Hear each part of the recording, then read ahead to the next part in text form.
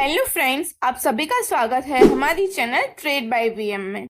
आज हम बात करेंगे शुभम पेपर्स लिमिटेड के आईपीओ के बारे में, जो कि एक एसएमई आईपीओ है।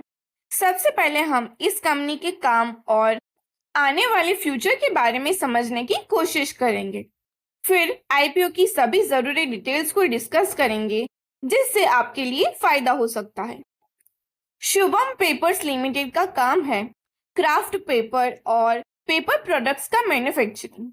ये कंपनी अक्टूबर 2006 में शुरू हुई थी और ये कंपनी वेस्ट पेपर का इस्तेमाल करती है रॉ मटेरियल के रूप में। ये सस्टेनेबल पैकेजिंग सॉल्यूशंस पर फोकस करती है। फ्यूचर में कंपनी की ग्रोथ अच्छी दिखाई दे रही है, क्योंकि ये पैकेजिंग के अलग अलग इंडस्ट्रीज में अपना विस्तार कर रही है, जैसे कि ऑटोमोबाइल्स, टेक्सटाइल्स, एफएमसीजी और फार्मास्यूटिकल्स। कंपनी का वाटर एफिशिएंट इंफ्रास्ट्रक्चर और ईआरपी टेक्नोलॉजी का इस्तेमाल इसके ग्रोथ को और मजबूत बना रहा है।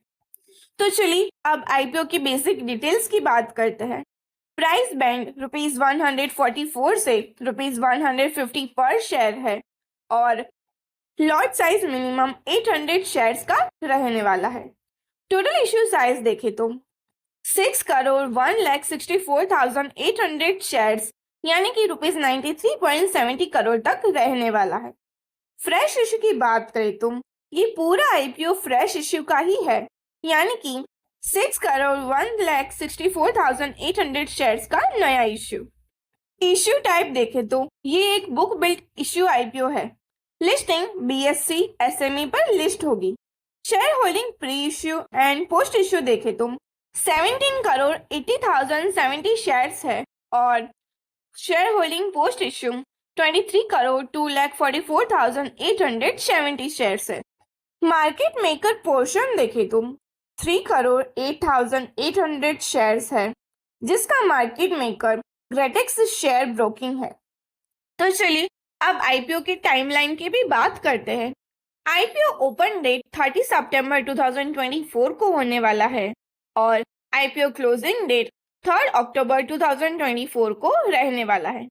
बेसिक अलॉटमेंट की बात करें तो 4 अक्टूबर 2024 को अलॉट हो जाएंगे और लिस्टिंग की बात करें तो 8 अक्टूबर 2024 को शेयर्स लिस्ट हो जाएंगे। तो चलिए अब इसी के साथ साथ आईपीओ की रिजर्वेशन डिटेल की बात करते हैं। क्यूआईबी कैटेगरी में नेट इश्यू का 50% तक ऑफर किया गया है और रिटेल इन्वेस्टर को नेट इश्यू का कम से कम 35% ऑफर किया गया है। एनआईएचएनआई को कम से कम 15% नेट इश्यू का ऑफर किया गया है। तो अब देखते हैं कि किस किस कैटेगरी में कितने लॉट साइज रहने वाले हैं।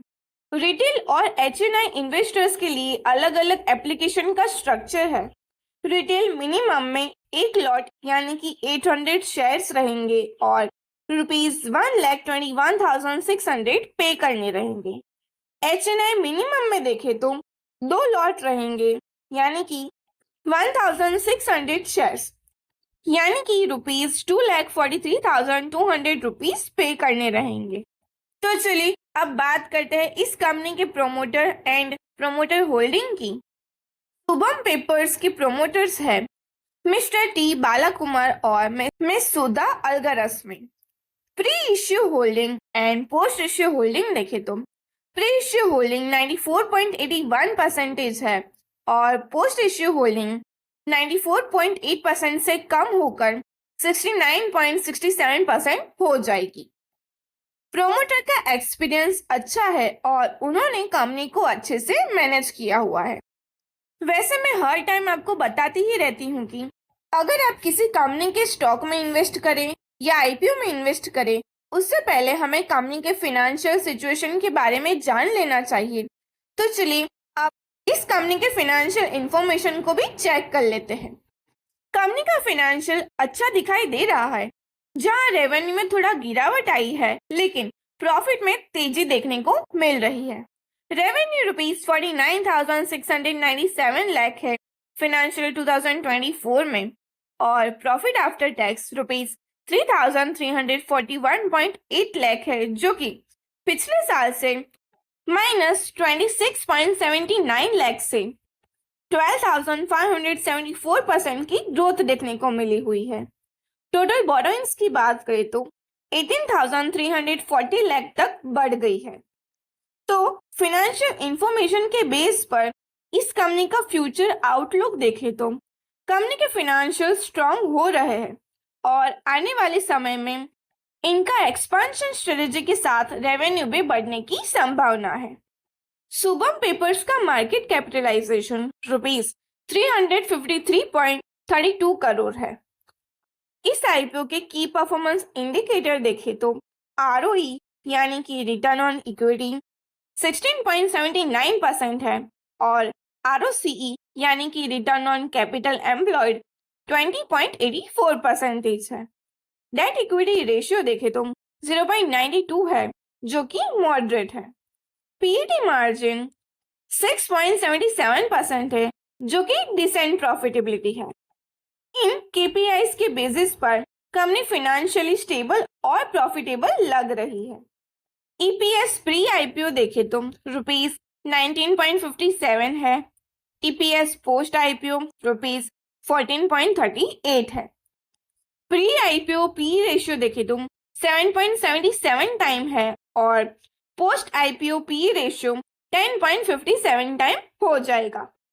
ईपीएस और पी रेशियो से दिख रहा है कि इस आईपीओ के बाद वैल्यूएशन थोड़ा सा प्राइजी हो सकता है, लेकिन ओवरऑल ये ठीक लग रहा है।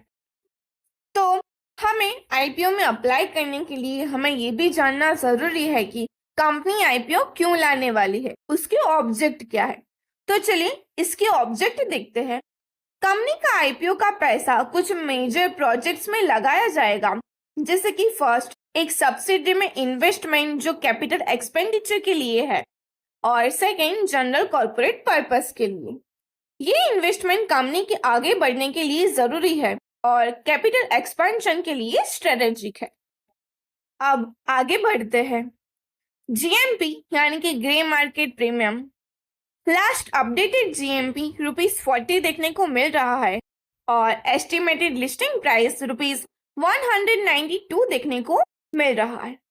एक्सपेक्टेड प्रॉफिट पर लॉट देखे तो एक लॉट के हिसाब से ₹192 से लेकर ₹152 देखे तो ₹40 पर शेयर का प्रॉफिट यानी 800 शेयर्स पर ₹32,000 का प्रॉफिट हो सकता है।